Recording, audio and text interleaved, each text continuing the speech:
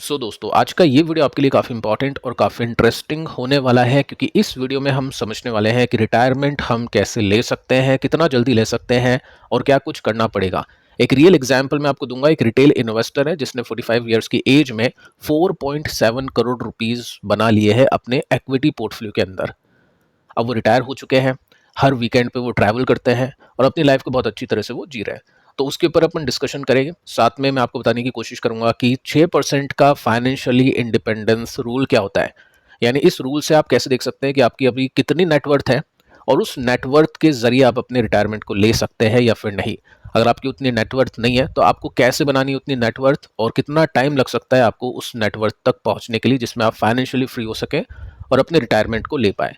तो वीडियो काफ़ी इंटरेस्टिंग होने वाला है, एंड तक बने रहिएगा। बहुत कुछ आपको यहाँ पे सीखने को समझने को मिलेगा। अब देखिए दोस्तों, रिटायरमेंट का मतलब पहली बात तो होता क्या है। रिटायरमेंट का मतलब दोस्तों ये नहीं होता है कि आपने सब कुछ छोड़ दिया, आप बिल्कुल शांति में चले गए, आपके पास में कुछ है नहीं करने को, वो तो बोरिंग लाइफ हो जाती है। रिटायरमेंट का मतलब मैं ये मानता हूँ कि आपको पैसे के लिए काम नहीं करना पड़े। ये वर्क आप ऊपर देख पा रहे हैं, ये पैसे के लिए काम करते हैं लोग। तो लोग ये चाहते हैं कि हमारे पास में इतना पैसा आ जाए कि हमारे जो भी खर्चे हैं वो सब खर्चे हम आसानी से निकाल लें, बिना किसी मेहनत के या बिना किसी चिक चिक झिक झिक के। क्योंकि लाइफ आप जानते हैं अभी के समय काफ़ी ज़्यादा हार्ड बनी हुई है। जॉब, बिजनेस, इसमें बहुत ज़्यादा मेहनत करनी पड़ती है और पैसे भी कमा लेते हैं तो उस पैसे को कमाने के लिए हेल्थ को ख़राब कर लेते हैं। तो उस लाइफ से आउट होना चाहते हैं, उसको मैं पर्सनली रिटायरमेंट मानता हूँ। अगर आप रिटायरमेंट लेके कुछ ऐसा भी काम करते हैं, उस काम से आपके पास में पैसे आ रहे हैं, लेकिन उस काम को करने में आपको मज़ा आ रहा है, तो उसको भी आप रिटायरमेंट बोल सकते हैं। रिटायरमेंट का मतलब ये नहीं होता है कि आपने सब कुछ छोड़ दिया, कोई आपके पास में पैसे कमाने के लिए सोर्सेस नहीं है। आपके पास में पैसे हैं, आपको जैसे 1 करोड़ की रिक्वायरमेंट है, आपके पास में वो 1 करोड़ रुपीज़ है, तो आपने रिटायरमेंट ले लिया और आप कुछ नहीं करें, उसको रिटायरमेंट नहीं बोलते हैं। आप उस समय वो काम करें जो आपकी खुशी के लिए है, आपको अच्छा लग रहा है वो काम, और उसमें 4 पैसे आपके बन भी जाए तो बहुत अच्छी बात है, लेकिन उसमें आपको टेंशन नहीं है कि इसमें पैसे आ रहे हैं या नहीं आ रहे। ठीक है। तो ये रिटायरमेंट होता है, इसको फाइनेंशियली फ्रीडम हम बोलते हैं। या फिर आप कोई जॉब कर रहे हैं तो उस जॉब के अंदर आप इस तरह से काम करना शुरू कर दिया आपने कि चलो ठीक है, जॉब होगी तो ठीक है, नहीं होगी तो भी ठीक है, मेरे पास में पैसे हैं, मेरे पास में फंड है, तो मैं रिटायर हूँ, मैं आराम से अपनी खुशी के लिए काम कर रहा हूँ, मेरे पास कोई बॉस का प्रेशर नहीं है या फिर मेरे को कुछ इंक्रीमेंट वगैरह ये सब चीज़ों के लिए झिक झिक से मैं आउट हो चुका हूँ। तो उसको भी हम एक रिटायरमेंट की तरह ही देख सकते हैं। तो सबसे पहले दोस्तों हम एक एक आर्टिकल के ऊपर जाते हैं जो मैंने अभी कुछ टाइम पहले पढ़ा है, और उसके अंदर हमने ये देखा है, यानी मैंने ये देखा है कि एक इन्वेस्टर है, रिटेल इन्वेस्टर, जिसने एसआईपी की, फंड्स में इन्वेस्ट किया या इक्विटी में इन्वेस्ट किया, और 45 साल की उम्र में उसने 4.7 करोड़ रुपीस का पोर्टफोलियो बना लिया। कैसे उसने अपनी लाइफ जी, कैसे एक्सपेंसेस को कट किया, क्या उसने किया, वो सब चीज़ें हम देखते हैं इस आर्टिकल के अंदर। यहाँ पे दोस्तों आप नोट कर सकते हैं कि एक इन्वेस्टर है जिसने रिवील किया सीक्रेट कि कैसे उसने 4.7 करोड़ रुपीस का फॉर्चून कमा लिया 45 साल की उम्र में। Simple life. अब देखो काफ़ी लोग यहाँ पे ये सोचेंगे सिंपल लाइफ, एसआईपी बहुत बोरिंग है। देखो बोरिंग तो है, अगर आपको थ्रिल चाहिए तो फिर आपको उसका हर जाना भी भुगतना पड़ेगा, उसके लिए आपको पे करना पड़ेगा। अब देखो यहाँ पे वीडियो के एंड में मैं आपको दोनों चीज़ बताऊंगा कि एक प्रकार का इंसान ये होगा कि हाँ भाई, कि स्टार्टिंग में अपन कर लेते हैं मेहनत, 30 साल की उम्र में अच्छी खासी मेहनत कर लेते हैं, उसके बाद में मजे करेंगे। एक इंसान ये भी होगा जो सोचेगा नहीं यार, मैं 20 से लेकर 40 साल में या 20 से लेकर 35 साल में क्यों मैं मेहनत करूँ, यही तो मेरी लाइफ है, यही तो मुझे मजे करना है, यही तो मेरे को एंजॉय करना है, तो मैं यहाँ पे क्यों कंजूसों की तरह रहूँ, क्यों मैं खर्चे कम करूँ, क्यों मैं आईफोन नहीं लाऊं, क्यों मैं क्लब में नहीं जाऊँ, क्यों मैं पार्टी वार्टी नहीं करूँ, क्यों मैं ट्रैवल नहीं करूँ। मैं तो करूँगा ये सब चीज़ें बाद में बुढ़ापे में, या फिर जब एक एज हो जाती है 50-45, उसके बाद में मैं क्या करूँगा, क्या मतलब है ये सब चीज़ें करने का। ठीक है, तो दोनों चीज़ें हम यहाँ पे बातचीत करेंगे, दोनों चीज़ों के ऊपर। आप कमेंट करके बताना कि आप किस प्रकार के कैटेगरी में आते हैं। फर्स्ट में जिसको सिंपल लाइफ अभी जी कर बाद में टेंशन फ्री पीसफुल लाइफ जीनी है, या फिर जिसको अभी मजे करने हैं, बाद में देखा जाएगा जो होगा। ठीक है। अब देखो इन्होंने ऑब्वियस है सिंपल लाइफ जी है, एसआईपी की है। एसआईपी का मतलब ये नहीं कि एसआईपी ही करना है, डायरेक्ट स्टॉक में भी इन्वेस्ट कर सकते हैं, इक्विटी की मैं यहाँ पे बात कर रहा हूँ। ठीक है, मोटा मोटी। तो ये इन्होंने किया है। जो भी रिटायर होता है जल्दी, जल्दी कैसे बोलते हैं हम, जल्दी हम बोल सकते हैं 40 को भी जल्दी बोल सकते हैं, 45 को भी जल्दी बोल सकते हैं, 30 को, 35 को, ये सब जल्दी हम बोल सकते हैं। तो जिसको भी जल्दी रिटायर होना होता है उसका सबसे पहला काम होता है सिंपल लाइफ को जीना। सिंपल लाइफ दोस्तों बहुत इंटरेस्टिंग लाइफ होती है। सिंपल लाइफ का मतलब बोरिंग लाइफ नहीं होता है। है ना? तो ये सब चीज़ें चलो आगे चल के अपन और वीडियोस करेंगे वीकेंड के टाइम पे, मैं अपनी बारे में भी कुछ बताने की कोशिश करूँगा, आपके भी कुछ क्वेश्चंस होंगे तो उसको मैं लूँगा। तो बाकी देखो इन्होंने सिंपल लाइफ जी है और 45 साल की उम्र में 4.7 करोड़ रुपीस की कॉर्पस इन्होंने बना ली है without having flashy job. Flashy job का मतलब ये होता है जैसे अभी आप जॉब देखते हैं गूगल में जॉब है, टेक जॉब है जिसमें बहुत फ्लैशी जॉब है, वहाँ पे रहना खाना सब मजे वजे करो, आराम से काम करो, ठीक है? वैसा कुछ नहीं है इनके पास में, ऐसी कोई जॉब नहीं की है, ना ही दोस्तों कोई साइड हसल किया है। आज की जो जनरेशन है कमाती 10 रुपये है, खर्च करती 12 रुपये है, जिसकी वजह से उनको साइड हसल करके 2 रुपये और कमाने होते हैं। तो इनके खर्चे ही इतने कम थे कि इनको साइड हसल नहीं करनी पड़ी। आज की जो जनरेशन है साइड हसल भी कर रही है, जॉब भी करती है, उसके साथ में थोड़ा छोटा मोटा बिजनेस कर लिया, ट्यूशन पढ़ा लिया, एक्स वाई जेड और भी काम होते हैं जो करती है। क्यों? ऐसा नहीं है कि उनको रिटायरमेंट चाहिए, ऐसा इसलिए क्योंकि उनको जो अभी उनके खर्चे हैं जो उन्होंने अपनी लाइफस्टाइल बना लिया है उसको पूरा करने के लिए सोसाइटी के प्रेशर उन्होंने ले लिया अपने ऊपर एक तरह से, क्योंकि जो भी उन्होंने अपनी लाइफस्टाइल बना ली है वो सब चीज़ें उनको मेंटेन करनी पड़ेगी, नहीं तो फिर वो पता ही है आपको क्या क्या सुनने को मिलता है कि पहले ये था अब है नहीं इसके पास में कुछ। इस वजह से लोग साइड हसल कर रहे हैं, ना ही इन्होंने कोई फ्लैशी जॉब की, ना ही इन्होंने कोई साइड हसल किया। ठीक है, आगे चलते हैं। देखो 6 मिनट का वीडियो हो चुका है, थोड़ा सा बड़ा भी बन सकता है वीडियो क्योंकि मैं थोड़ा सा डिटेल में समझाऊँ तो अच्छी बात होगी, आपको भी ज़्यादा समझ में आ जाएगा। बाकी एक टॉपिक बहुत बड़ा टॉपिक है, बातचीत अपन आगे भी हो सकता है जारी रखें अगर आप चाहते हो तो। अब देखो यहाँ पे क्या है, फाइनेंशियल प्लानिंग एक बहुत बड़ा मतलब ऐसा शब्द हो जाता है जिसके अंदर बहुत ही कॉम्प्लेक्स चीज़ें आ जाती है कि इतना इतना इतना। सिंपल तरीके से मैं आपको समझाऊंगा। अब इसमें आप नोट कर सकते हैं, ये रेडिट पर एक पोस्ट किया था किसी ने और बहुत ही ज़्यादा वायरल ये हो चुके हैं, आप भी इसको पढ़ सकते हैं चाहे तो, बाकी सब कुछ मैंने आपको यहाँ पे दिखाई दिया, आप इसको भी पढ़ लेना, स्क्रीनशॉट भी आप ले लेना। इसमें देखिए दोस्तों एक 4.7 करोड़ रुपीज़ का पोर्टफोलियो इन्होंने बनाया 45 साल की जॉब में, और कोई भी साइड हसल और कोई भी फ्लैशी जॉब इन्होंने नहीं करी। एक इंसान है जिसने अपने अंकल से बात की, वो बहुत ही सिंपल लाइफ जीते हैं, सेम घर में रहते हैं, 2 BH के घर है, फ्लैट है, हम इसको बोल सकते हैं 30 साल से। एक स्कूटर ड्राइव करते हैं, स्कूटर बोल सकते हैं, स्कूटी एक्टिवा जो भी बाइक, एक ही मतलब व्हीकल इनके पास में है, कार वगैरह कुछ नहीं है अभी के समय इनके पास में, ले सकते हैं, 4.7 करोड़ है तो कोई भी गाड़ी ये खरीद सकते हैं। साथ में आप देखोगे ना तो बहुत ही रेयर ऐसा होता था कि ये हॉलीडेज़ पे जाते हैं, तो देखो एक्सपेंसेस उन्होंने कैसे कट किए। सेम घर के अंदर रहना, लोग सोचते हैं बड़ा घर हो, 2 मंजिल हो 3 मंजिल हो, उसको एक्सपैंड करते हैं, अच्छी बात है अगर रिक्वायरमेंट हो तो, लेकिन अननेसेसरी सोसाइटी को दिखाने के चक्कर में ये सब चीज़ें करना अपने ही पैरों पे कुल्हाड़ी मारना होता है। साथ में एक स्कूटर एक बाइक जो भी इनके पास में है उससे काम चल रहा है, तो क्यों अननेसेसरी और ये कुछ ले, उसको भी अपग्रेड करें कि ठीक है अभी मेरे पास में ये बाइक 1 लाख की, 2 लाख की लूँगा, 3 लाख की लूँगा, कोई मतलब नहीं है। ठीक है, ये मैं पहले प्रकार के लोग की बात कर रहा हूँ जिसको रिटायरमेंट लेना होता है। सेकंड प्रकार का जो लोग होगा, जो इंसान होगा, वो तो सोचेगा नहीं यार मुझको तो अभी ये बाइक लेनी है, उसके बाद मैं ऑफ रोडिंग लूँगा, उसके बाद मैं ये लूँगा वो लूँगा। ठीक है, दोनों तरह से हम बात करेंगे वीडियो के एंड में। साथ में हॉलीडेज़ पे काफ़ी कम जाते हैं, अभी आप देखते हैं सोशल मीडिया, इंस्टाग्राम, हॉलीडेज़ ये सब चीज़ें चलती है। अब वो इन्फ्लुएंसर तो आप ही के दम पे जा रहे हैं, उनको आप ही पे कर रहे हो, उनकी पिक देखकर, उनको फॉलोअर्स देकर पैसे वो आप ही से बना रहे हैं, फिर आप ही को दिखाते हैं, आप ही को इनसिक्योर करते हैं। तो ये सब के ट्रैप में जो नहीं पड़ता है वो रिटायरमेंट लेता है और उसके बाद में वो हर वीकेंड ट्रैवल अफोर्ड कर सकता है, जो ये आज की डेट में कर रहे हैं। आगे चलते हैं। इसमें दोस्तों आप नोट कर सकते हैं कि ये इनके अंकल है, इन्होंने कभी कोई फ्लैशी जॉब नहीं करी, कोई भी बिजनेस नहीं बनाया, कोई भी ट्रेड नहीं करा इन्होंने, इन्वेस्ट ही किया है स्टॉक के अंदर, ट्रेड का मतलब इंट्राडे कर लिया, ऑप्शन ट्रेडिंग कर ली, कुछ नहीं किया इन्होंने। एक बोरिंग जॉब इनकी थी, बहुत सिंपल जॉब होगी, वो मेंशन नहीं कर रखा है, जो डिसेंट इनको पे कर रही थी। देखो डिसेंट सबसे बड़ा इन्वेस्टमेंट तो आप खुद ही हो, ये मैं आपको पहले बता चुका हूँ। ये सब स्टॉक मार्केट सब सेकेंडरी है, सबसे पहले आप आते हैं, आपके ऊपर इन्वेस्ट करो, कोई स्किल सेट ले लो, किसी चीज़ में माहिर बन जाओ, कोई अच्छी जॉब ले लो। अच्छी जॉब का मतलब यही नहीं है कि, और जॉब जितनी अच्छी हो ना उतने अच्छे एक्सपेंसेस मत करो। काफ़ी लोग करते हैं गुड़गांव में जाके जॉब करते हैं, जितनी जॉब है उसका 70% रेंट पे करते हैं, तो ठीक है वो सब चीज़ें आपको थोड़ा सा देखना पड़ेगा। जॉब अच्छी होने का मतलब ये नहीं कि आपके पास में पैसे आप अमीर हो, आपसे आधी सैलरी पर जॉब करने वाला व्यक्ति भी आपसे ज़्यादा नेटवर्थ वाला हो सकता है, आपसे ज़्यादा सुकून में रह सकता है, आपसे सही ज़िंदगी जी सकता है। तो एक अच्छी जॉब आपके पास में होनी चाहिए, या फिर नहीं है तो फोकस मत करो कि मुझे स्टॉक्स में इन्वेस्ट करना है, मुझे ये करना है वो करना है। फोकस आपका ये होना चाहिए कि मैं कैसे अच्छी सैलरी की जॉब ले सकता हूँ। ठीक है, तो वो एक पहला फोकस आपका होना चाहिए। ठीक है, यहाँ से ये सीखने को मिलता है, ये मैं आपको पहले ही बता चुका हूँ। अब देखो इन्होंने क्या किया था, 1998 में 10,000 रुपीज़ डाले थे फंड में, उसके साथ में एक एसआईपी कर ली इन्होंने।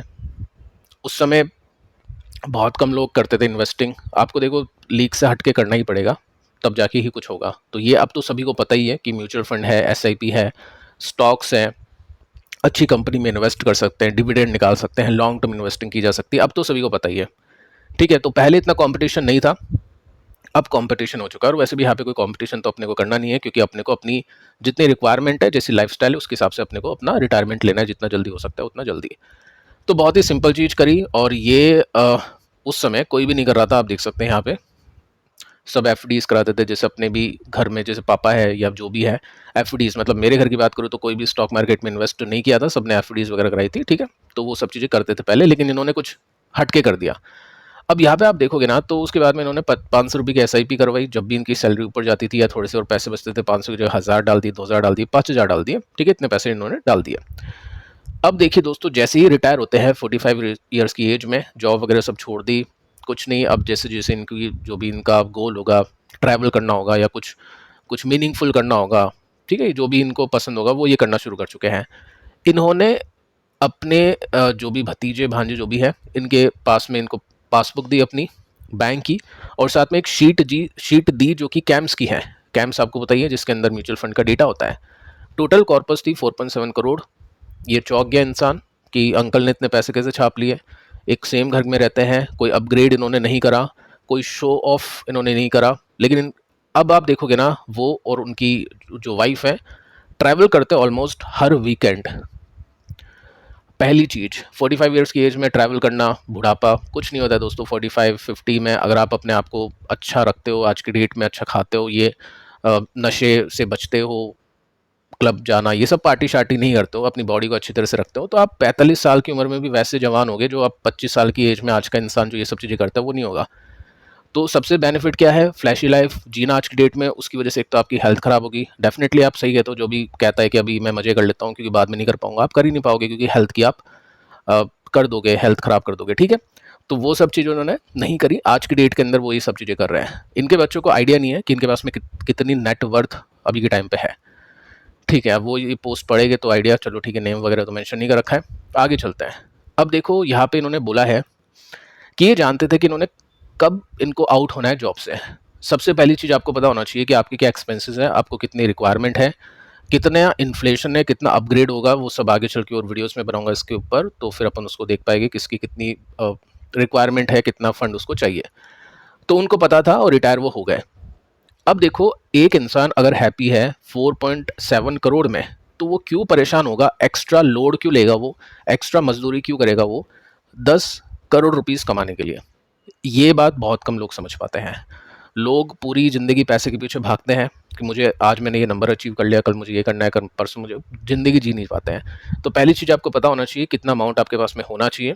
वो अमाउंट कैसे निकालते हैं, इमरजेंसी वगैरह सब चीज़ें निकाल के वो आगे चल के अपन करेंगे बातचीत उसके ऊपर। तो इनको वो सब चीज़ें पता थी। ठीक है, अब साथ में आप देखोगे, प्लस ये जो अभी फर्स्ट या सेकंड कैटेगरी जो लोग होते हैं जो बोलते हैं अभी मजे करेंगे बाद में, उनको पता ही नहीं है कितने नंबर उनको अचीव करने हैं, वो फिर हमेशा उसी के अंदर रह जाते हैं। साथ में अगर आप देखोगे तो यहाँ पे मेंशन कर रखा है कि यहाँ पे कि आपको कॉम्प्रोमाइज़ ऐसे नहीं करना है, हर स्टेज ऑफ लाइफ में आपको कॉम्प्रोमाइज़ करना है। ऐसा नहीं है कि आपको अपने आप को टॉर्चर करना है। उसको नहीं बोलते हैं रिटायरमेंट के लिए अपन पहले जो भी करते हैं स्ट्रगल करते हैं, वो स्ट्रगल नहीं करना है।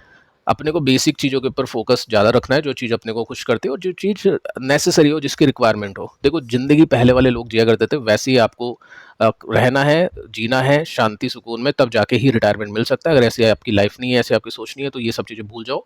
आपको एंड तक जॉब करनी पड़ेगी, काम धंधा करना पड़ेगा जब तक आप इस दुनिया में हो। ठीक है, अब देखो ये मेंशन कर रखा है कि अब फ्री है ये, अब ये फ्री है अपनी पूरी लाइफ में। अब इनको जो भी काम करना होगा वो कर लेंगे, जो भी जिसमें इनको इंटरेस्ट दिखेगा, जहाँ पे इनको ट्रैवल करना है, सुकून से ज़िंदगी जी सकते हैं। इनके पास में पूरा टाइम है, पैसा है, तो ये कुछ भी कर सकते हैं। 45 ईयर्स की एज है, हेल्थ अगर अच्छी रख रखी होगी तो बहुत टाइम है इनके पास में चीज़ों को करने का।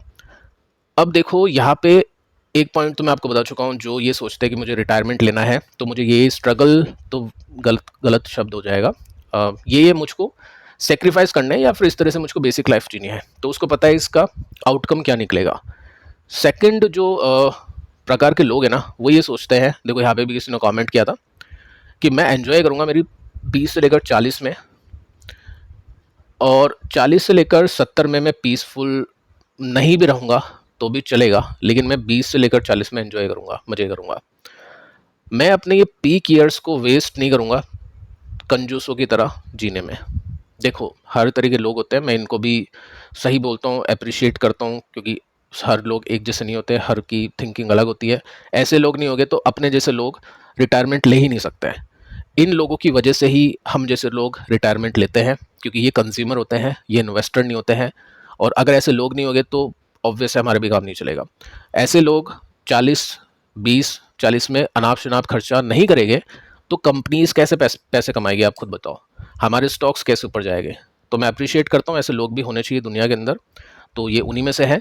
अब देखो यहाँ पे होता क्या है, मैं आपको बताने की कोशिश करता हूँ कि पैसे की जो रिक्वायरमेंट होती है ना, रिक्वायरमेंट शब्द समझना, रिक्वायरमेंट मतलब आवश्यकता, वो आपकी 20, 30, 40 थोड़ा ज़्यादा हो गया, हेल्थी है तो 40 भी लेके चलो, इन सालों में नहीं होती है। यहाँ पे आप एक बाइक के ऊपर भी जा सकते हैं, आपको कोई ना ही प्रॉब्लम होगी बाइक चलाने में, ना ही आपको कोई बोलेगा कि हाँ यार एज भी ऐसी है तो ठीक है यहाँ पे आदमी रह सकता है। आप जैसे ही 40 पार करोगे ना तो आपको रिक्वायरमेंट होगी एक गाड़ी की, ऑब्वियस है, आपकी कंफर्ट के लिए बोल सकते हैं। या फिर अगर आप उस एज में, यहाँ पे अगर आपने सब चीज़ें कर ली, उस एज के अंदर आपके पास में पैसे नहीं बचे, आपके पास में ये सब चीज़ें नहीं हुई, तो डेफिनेटली आपको लगेगा कि यार उस टाइम में सेव करके चलता, उस टाइम में फालतू खर्चे नहीं करता। अगर आप इस टाइम पे गाड़ी भी लेते हैं तो उस टाइम में वो गाड़ी ख़त्म ही मान लो, ठीक है, तो वहाँ पे आपको एडिशनल कुछ अपग्रेड करना पड़ेगा, कुछ और लेनी पड़ेगी। मैं गाड़ी की बात नहीं कर रहा हूँ, एग्जाम्पल लेके चलो आप किसी भी चीज़ का। तो असली जो खर्चा होता है ना किसी इंसान का, वो 40 के बाद से शुरू होता है, क्योंकि बॉडी उसकी उस तरह से काम नहीं करती जिस तरह से 20 से लेकर 40 में वो काम कर रही थी। अगर 20 से 40 में बॉडी ख़राब कर ली, सबसे बड़ा इन्वेस्टमेंट आपकी बॉडी के ऊपर होता है, वो आपने कितने भी पैसे कमाए वो सारे पैसे आपके निकल जाएंगे। तो क्या होता है, ज़्यादा पैसे की आवश्यकता होती है 40 के बाद में, लोग ये नहीं समझ पाते हैं। लोग ये सोचते हैं कि अगर क्या पता मैं 40-50 के बाद में जिया ही नहीं, तो गलती से अगर आप जी गए तो फिर क्या होगा। तो बेसिकली दो तरह के लोग होते हैं, आप कमेंट करके बता सकते हैं कि आप किस कैटेगरी में आते हैं। पैसे की असली रिक्वायरमेंट बाद में पड़ती है, उसी वजह से पहले सेव करके इन्वेस्ट करके लोग रिटायरमेंट लेते हैं और उस समय ज़िंदगी को जीते हैं। ठीक है, तो ये सब चीज़ें आप नोट करके चल सकते हैं। इस तरह का आर्टिकल के अंदर ये सब चीज़ें बताने की कोशिश की है। मेरा क्या व्यू है, आई थिंक अभी आपने वीडियो देखा तो सेंस कर लिया होगा कि मैं किस कैटेगरी में आता हूँ। ठीक है, और डिटेल में आपको जानना है, पूछना है, तो मैं आगे चल के आपको बताने की कोशिश करूँगा, और भी चीज़ें आपको समझाने की कोशिश करूँगा मेरे थ्रू कि मेरी क्या लाइफ है और मैं किस तरह से करता हूँ चीज़ों को, या क्या गोल्स वगैरह है उस हिसाब से। अब दोस्तों प्रैक्टिकल चीज़ पे आते हैं। प्रैक्टिकल चीज़ ये कहती है, थ्योरी अपन ने देख ली, अब प्रैक्टिकल करते हैं। 6% का रूल है फाइनेंशियल इंडिपेंडेंस के लिए। इसका मतलब आपके पास में कितना पैसा होना चाहिए कि आप अपने आप को रिटायर या फाइनेंशियली इंडिपेंडेंस, फाइनेंशियली फ्री बोल सको, तो वो देखते हैं। देखो दोस्तों, यहाँ पे 6% का रूल आपको ये बताता है कि रिटायरमेंट की प्लानिंग के लिए आप क्या कर सकते हैं। या तो आप लमसम पे आउट ले सकते हैं कि आपकी एज हो चुकी है 45 ईयर्स, या तो आपने लमसम पे आउट ले लिया कि इतने करोड़ का अमाउंट में ले लेता हूँ अपने बैंक अकाउंट के अंदर, ये मैं धीरे धीरे खर्च करता रहूँगा।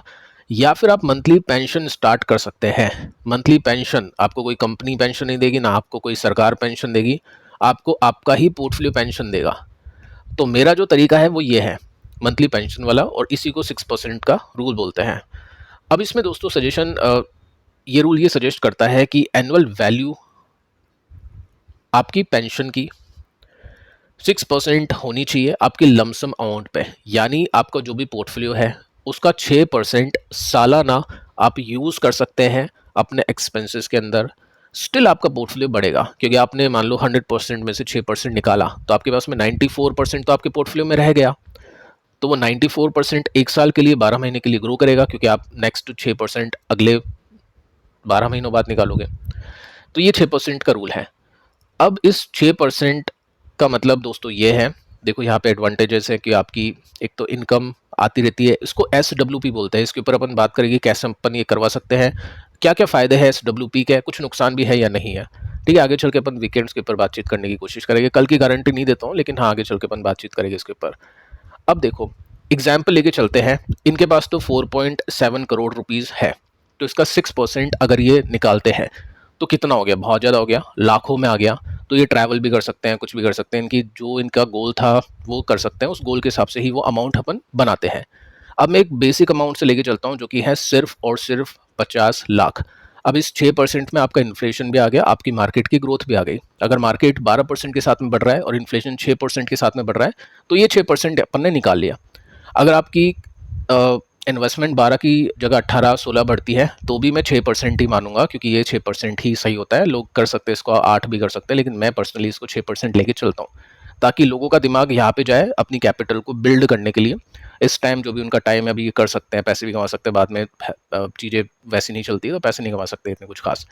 ठीक है, तो किसी के पास में मान लो 50 लाख रुपए है, 6% अगर मैं लगाऊं सालाना का तो कितना होगा, एक साल का 3 लाख रुपए। यानी अगर वो SWP करता है, 3 लाख रुपीज़ वो निकालता है साल में, तो भी उसका पोर्टफोलियो ग्रो करेगा और उसका पैसा बनेगा और एंड में उसके पास में एक अच्छा मोटा अमाउंट भी रहेगा, 3 लाख। अब 3 लाख को अपन करते हैं 12 से, तो 25,000 रुपीज़ आता है एक महीने का। तो अगर कोई इंसान है जिसका एक्सपेंस 25,000 रुपीज़ है, तब वो 50 लाख रुपीज़ में रिटायरमेंट ले सकता है, लेकिन उसके पास में कुछ इमरजेंसी फंड भी होना चाहिए, क्योंकि ये जो है वो इक्विटी पोर्टफोलियो में होगा। और मोस्टली कैसे म्यूचुअल फंड होते हैं इसके लिए, ऐसा नहीं है स्मॉल एंड मिड कैप में कर दिया आपने, क्योंकि वो तो हर महीने आपको निकालना है पैसे, तो वो कभी मान लो 2-3 साल नीचे रहा तो आपको नीचे में निकालने पड़ेंगे पैसे, मतलब नुकसान होगा, अल्टीमेटली नुकसान मतलब फ़ायदा कम होगा। तो फंड भी अलग होते हैं उसके लिए, ऐसा नहीं है कि कुछ अलग ही आ गया फंड। फंड का कॉम्बिनेशन होता है, एक पोर्टफोलियो बनता है स्मॉल मिड लार्ज कैप, और उसमें कैसे रेशियोज होते हैं, कैसे वेटेज होते हैं। फ्लेक्सी कैप का एक बहुत बड़ा योगदान होता है, इसलिए वो फ्लेक्सिबल होते हैं और वो ज़्यादा अप्स एंड डाउन्स नहीं दिखाते। तो फ्लेक्सी कैप जो फंड्स होते हैं ना, वो बहुत ज़्यादा बेटर होता है SWP करने के लिए, रिटायरमेंट के लिए। और कौन कौन से फंड्स होते हैं आगे चल के अपन कर लेंगे उसके ऊपर भी डिस्कशन। बाकी ऐसा होता है। अब मान लो आपके पास में अगर 10 लाख रुपीज़ है आज की डेट में, और आपको सोचना है कि मेरा खर्चा होगा 25,000 30,000, तो मुझे 50 लाख रुपए तो कम से कम करने हैं। ये कम से कम बोलूँगा मैं आपको, क्योंकि लाइफस्टाइल एक इन्फ्लेशन होता है, एक इन्फ्लेशन अपन देखते रहते हैं मार्केट के अंदर, CPI इन्फ्लेशन, WPI इन्फ्लेशन, एक होता है लाइफस्टाइल इन्फ्लेशन, वो सबसे ज़्यादा इन्फ्लेशन होता है। ये तो कुछ BPS के साथ में बढ़ते हैं, कुछ परसेंटेज के साथ में बढ़ते हैं। लाइफस्टाइल इन्फ्लेशन अपना बहुत तेज़ी से बढ़ता है, कि कल अपन 100 रुपीज़ का कुछ आइटम खरीद रहे थे, आज अपन 200 रुपीज़ का खरीद रहे हैं, तो 100% इन्फ्लेशन अपन ने लाइफस्टाइल का कर दिया। तो वो सब चीज़ें भी देखनी होती हैं। तो हम मानते हैं कि किसी के पास में 10 लाख रुपीज़ है, 18% एक्सपेक्टेड रिटर्न मानते हैं सालाना आपके इन्वेस्टमेंट के ऊपर। तो 15 साल बाद अगर आप रिटायरमेंट लेना चाहते हैं, जैसे आपकी एज मान लो 30 है आज की डेट में, 15 साल बाद यानी 45 ईयर्स की एज, तो आपका जो अभी लमसम है उसमें से तो आपको SWP अभी नहीं करनी है, उसमें से पैसे आपको नहीं निकालने हैं, क्योंकि आप 45 साल बाद रिटायरमेंट लोगे, आप करोगे जॉब 15 साल तक, या जो भी आपका बिजनेस आपको करना है। तो आपका कितना पोर्टफोलियो हो जाएगा, जो आप बिजनेस करो वो तो आप पैसे डालोगे। मैं कहता हूँ कि आप वो पैसे नहीं डालते हो, आपके पास में ओनली 10 लाख रुपीज़ ही है। तो 18% की रेट के हिसाब से 15 साल में आपके पास में 1.2 करोड़ रुपीज़ हो जाएगा। उसके ऊपर फिर SWP करोगे तो ये जो 3 लाख रुपीज़ आपने देखे हैं 50,000 पे, वो आपके 1 लाख रुपये के आसपास हो जाएंगे। सॉरी, 3 लाख रुपये आपने देखे वो आपके 10 लाख रुपीज़ के आसपास हो जाएंगे। यानी 3 लाख रुपये का मतलब ये है कि साल में जो अपन 50 लाख रुपीज़ पर 6% निकाल रहे थे, 3 लाख रुपये साल के, वो 3 की जगह 10 हो जाएंगे, और आप महीने में 25 की जगह ज़्यादा एक्सपेंस कर पाओगे। ठीक है, तो इस तरह से आप अपनी वैल्यू को काउंट कर सकते हैं। रियलिस्टिक एक्सपेक्टेशन लिखना है यहाँ पे। ये कैलकुलेटर आपको मिल जाएगा, गूगल पे आप डालोगे लमसम कैलकुलेटर आप लिख देना, उसमें आपके पास में जितना भी अमाउंट है सबसे पहले आप उसको लिखो यहाँ पे। उसके बाद में एक्सपेक्टेड रिटर्न रियलिस्टिक रखो, 25 मत रखना, 18 रख दो। ठीक है, टेन्योर 15 साल रख दो। अगर किसी को 10 साल में भी देखना है कि मान लो मुझे 45 में नहीं हो कि 10 साल में रिटायर होना है, मेरी 30 एज है, मुझे 40 में होना है, या मेरी 40 है मुझे 50 में होना है, 10 साल में होना है, तो 10 साल में ये 10 लाख रुपए का अमाउंट कितना बनेगा, ये बन जाएगा 50 लाख। तो ऐसे आप कैलकुलेट कर सकते हो, कम से कम 50 तो होना चाहिए, उसके बाद 1 करोड़ हो या 1.5 करोड़ हो, 2 करोड़ हो, बहुत अच्छी बात है, जितना हो सकता है। तो इस तरह से या तो आप कैलकुलेशन कर सकते हैं, आप SIP करते हैं तो उसका भी एक कैलकुलेटर आता है यहाँ पे, लमसम कैलकुलेटर के साथ में। एग्जाम्पल, आपके पास में लमसम इतना अमाउंट है तो इस पर आपने कैलकुलेशन कर ली। फिर एक SIP कैलकुलेटर गूगल पे है, उसको खोल लो, उसमें आप 5 या 10,000 जो भी आप डायरेक्ट स्टॉक में इन्वेस्ट करते हैं, कहीं भी करते हैं, वो आप लिख दो। उसकी जगह आप इंटरेस्ट रेट, जो भी आपके रिटर्न की रेट है 18% लिख दो, 15 साल लिख दो। उसमें जो अमाउंट आए वो इस अमाउंट के साथ में जोड़ लो। तो वो आपका टोटल अमाउंट हो जाएगा जो आप अचीव कर पाओगे नेक्स्ट 10 ईयर्स या 15 ईयर्स जो भी चाहते हैं। उसका 6% अगर आप स्पेंड करते हैं, और 6% उतना आता है जितने आपके एक्सपेंसेस भी हो सकते हैं, जितने में आपका ट्रैवल भी हो सकता है, आपको जो भी मजे करने वो भी हो सकते हैं, तब जाके उस टाइम पे आप रिटायर हो सकते हैं। किसी के पास में आज भी इतना अमाउंट है और उसके खर्चे कम हैं, तो वो आज की डेट में भी फाइनेंशियली फ्री है। तो इस तरह से दोस्तों अपन चीज़ें देख सकते हैं, ये 6% का रूल इस तरह से काम करता है। वीडियो दोस्तों 25 मिनट का बन चुका है। मैंने कोशिश की डिटेल में सब कुछ कवर करूँ, लेकिन टॉपिक हो सकता है थोड़ा सा कॉम्प्लेक्स होगा, तो आपको नहीं आया होगा समझ में, तो कमेंट कर देना। बाकी उम्मीद करता हूँ कि आपको आ गया होगा समझ में।